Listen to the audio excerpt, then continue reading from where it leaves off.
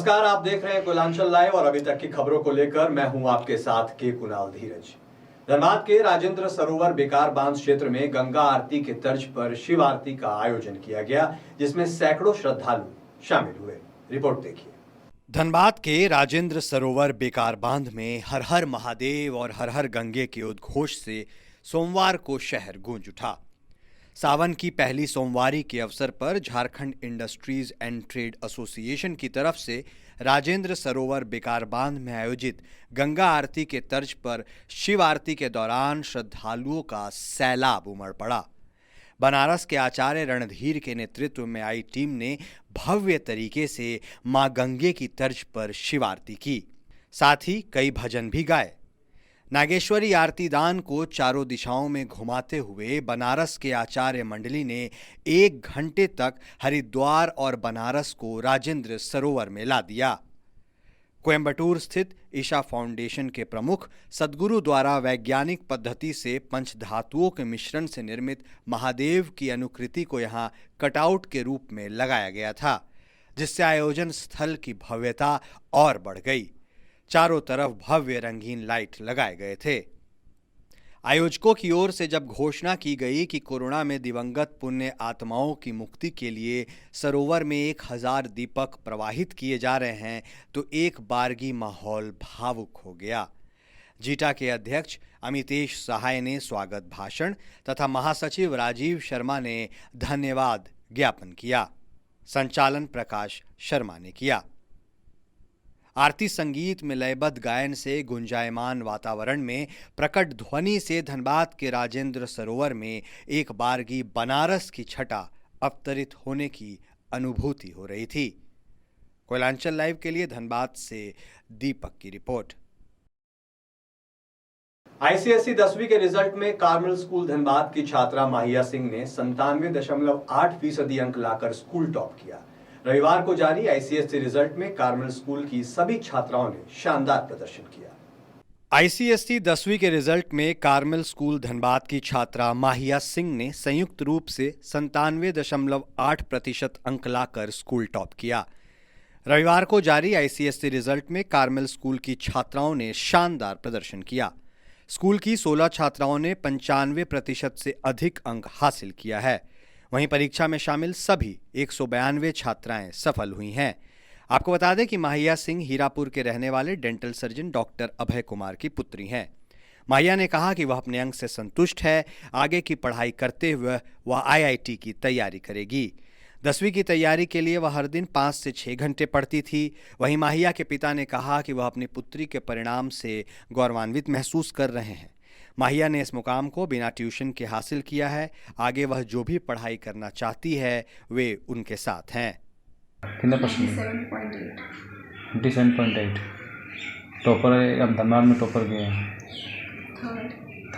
थोड़ा जोर से बोलिए। थर्ड। कैसा महसूस कर रहे हैं? अच्छा ही, बहुत अच्छा। थोड़ा लाउड। कैसा महसूस कर रहे हैं? बहुत अच्छा। अच्छा, श्रेय किनको देना चाहेंगे आप? मम्मी, पापा, फ्रेंड्स। आपके फादर बता रहा कि आप बचपन से अभी तक ट्यूशन नहीं ले रहे थे, फिर भी आप पढ़ाई कैसे कर रहे थे? मतलब सिर्फ स्कूल के पढ़ाई से आप इतना आगे तक आए? खुद से पढ़ते थे और यूट्यूब ऑनलाइन देखते थे, उसी से। अच्छा, मतलब फ़ोन के सहारे से आप मतलब पढ़ाई भी करते थे? स्कूल में आप टीचर को, सर को कुछ बोलना चाहेंगे इस बारे में? टीचर को भी आप श्रेय देना चाहते हैं क्या? नहीं। स्कूल में टॉप की है और जिला में 3rd टॉपर है जी। बहुत अच्छा महसूस हो रहा है। इससे खुशी का और दिन नहीं हो सकता एक बाप माँ के लिए, जो बच्चा इतना अच्छा रिजल्ट आए और इसका भविष्य आगे अच्छा रहे, इसके लिए ढेर सारी शुभकामनाएं हैं मेरे बच्चों को और आशीर्वाद भी है कि आगे और अच्छा करें। फ्यूचर में इंजीनियरिंग करना चाहती है और उसमें जितना अच्छे तरह से पढ़ेगी उतना ही अच्छा आगे रिजल्ट होगा और जो आईआईटी करना चाहती है उसका ख्वाब पूरा हो या ख्वाब पूरा हो, यही हम कामना करते हैं ईश्वर से। तो ये बच्चा और आगे बढ़े और आगे तरक्की करे। कितना परसेंटेज लाए थे? 98% है, 97.8। अच्छा, जैसे कि आप बता रहे थे कि कोई ट्यूशन नहीं। हाँ, कोई आज तक हम उनके साथ ट्यूशन है कि तुमको ट्यूशन करना है बेटा, कोई ट्यूशन किसी सब्जेक्ट का चाहिए, तो इन्होंने बोला कि नहीं, कोई सब्जेक्ट नहीं, ट्यूशन नहीं चाहिए, जब होगा तो हम बताएंगे। बिना ट्यूशन के आज तक बिना ट्यूशन का यहाँ तक पहुँची है, अपनी मेहनत के बल पे। अपना रूटीन है इसका, पढ़ने का, खेलने का, सब अपना रूटीन तय की हुई, उसी हिसाब से चलती है। आगे क्या का सपना, मतलब आगे कैसे? IIT, इसको IIT करना है। जी। कोयलांचल लाइव के लिए धनबाद से दीपक की रिपोर्ट।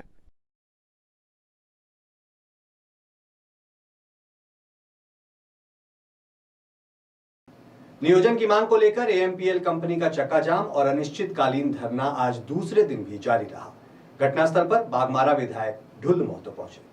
बाघमारा के AMPL कंपनी में प्रभावित रैयत विस्थापितों के नियोजन की मांग को लेकर यूनाइटेड कोल वर्कर्स यूनियन के तरफ से AMPL कार्यालय के मुख्य द्वार पर दिए जा रहे अनिश्चितकालीन धरना और चक्का जाम आंदोलन में बाघमारा विधायक ढुल्लु महतो, विधायक प्रतिनिधि शत्रुघ्न महतो ने पहुंचकर लोगों को समर्थन दिया।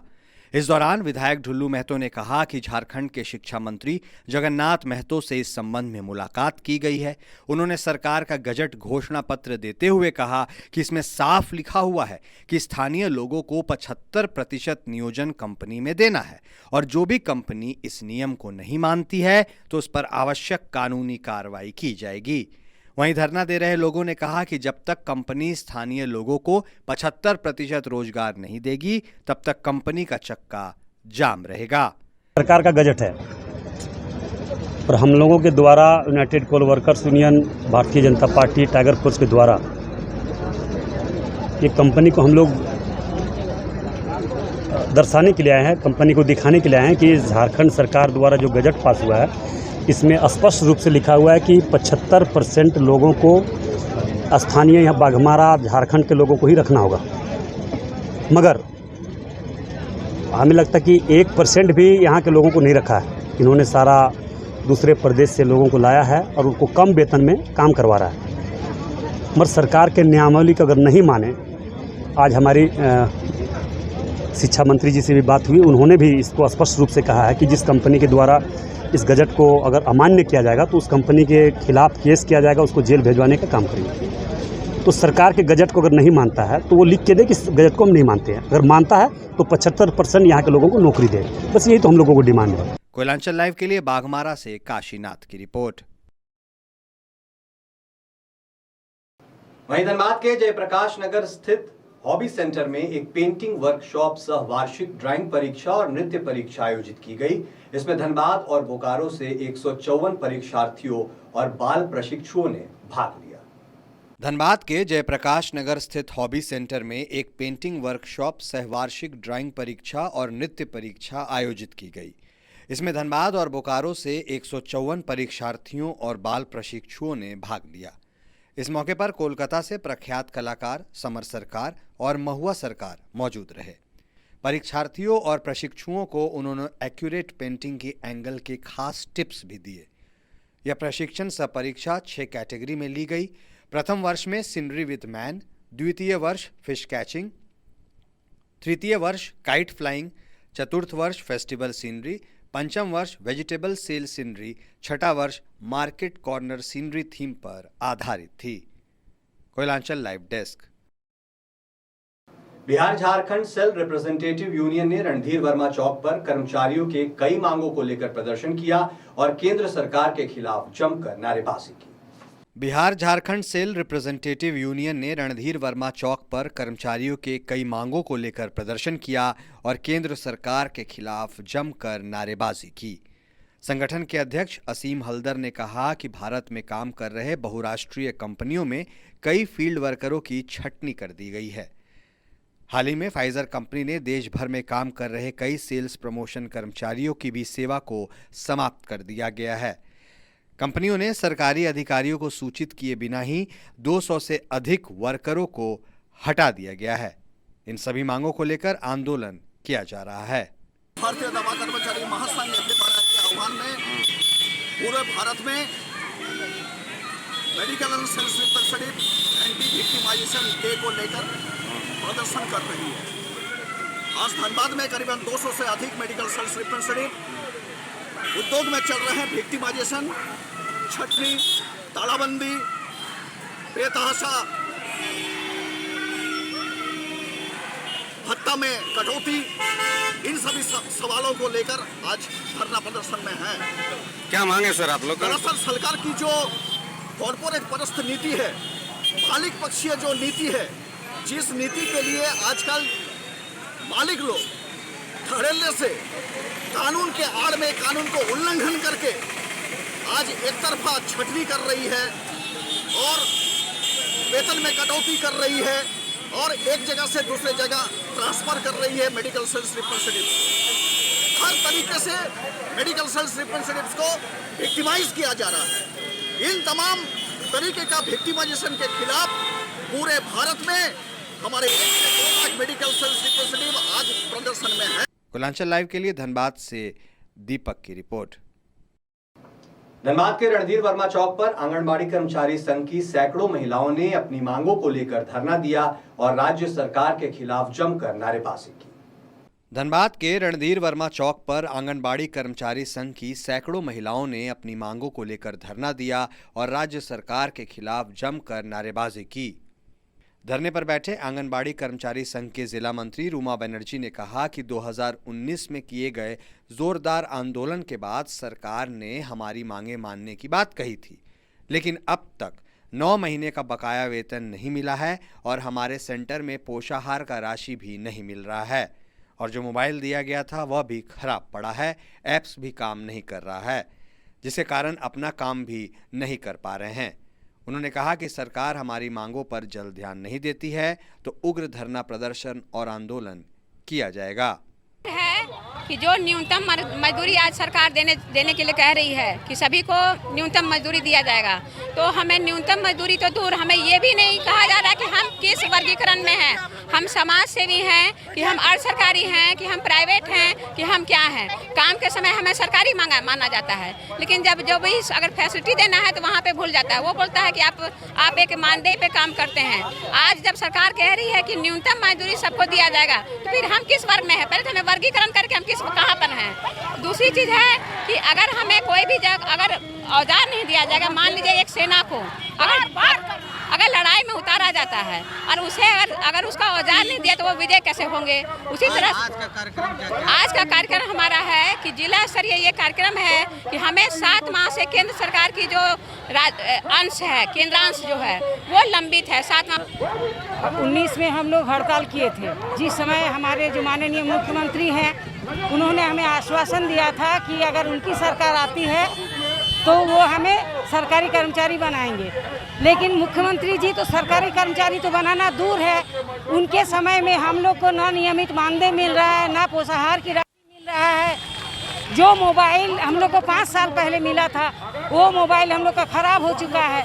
लेकिन एक पोषण ट्रैकर ऐप है जिसके तहत हमें सबको काम करना पड़ता है, लेकिन वो जो उसका डेटा खर्च है वो भी सरकार हमें नहीं दे रही है। मानदेय हम लोग को 8 महीना से मानदेय निलंबित है, नहीं मिल रहा है। कुलांचल लाइव के लिए धनबाद से दीपक की रिपोर्ट। गुमला में एक बार फिर अतिक्रमण के नाम पर प्रशासन का बुलडोजर चला और अचानक बिना किसी सूचना के कई फुटपाथ दुकान को हटा दिया गया और लोग सड़क पर आ गए, जिससे लोगों में काफी आक्रोश दिखा। गुमला में एक बार फिर अतिक्रमण के नाम पर प्रशासन का बुलडोजर चला है। अचानक बिना किसी सूचना के कई फुटपाथ दुकान को हटा दिया गया और लोग सड़क पर आ गए, जिससे लोगों में काफी आक्रोश है। आपको बता दें कि प्रत्येक वर्ष 2 बार अतिक्रमण के नाम पर प्रशासन की कार्रवाई होती है, लेकिन दुकानदारों के लिए अब तक कोई उचित जगह की पर्याप्त व्यवस्था नहीं की गई है। रोज कमाने खाने वाले लोग सड़क किनारे रोजगार करते हैं। इस बार भी बिना किसी सूचना दिए अतिक्रमण हटाने के नाम पर जबरन दुकान हटाया गया, जिससे दुकानदारों में काफी आक्रोश है। वहीं दुकानदारों का कहना है कि दुकान को हटा देने से रोजी रोटी पर असर पड़ा है। सैकड़ों दुकानदार लोग बेरोजगार हो गए हैं। हटा रहा है, उसके लिए हम लोग को बहुत भारी दिक्कत हो रहा है कि हरा सब्जी लाए हैं, हरा सब्जी को नहीं बेचेंगे तो भूखे मर जाएंगे। बराबर ऐसा करता है क्या?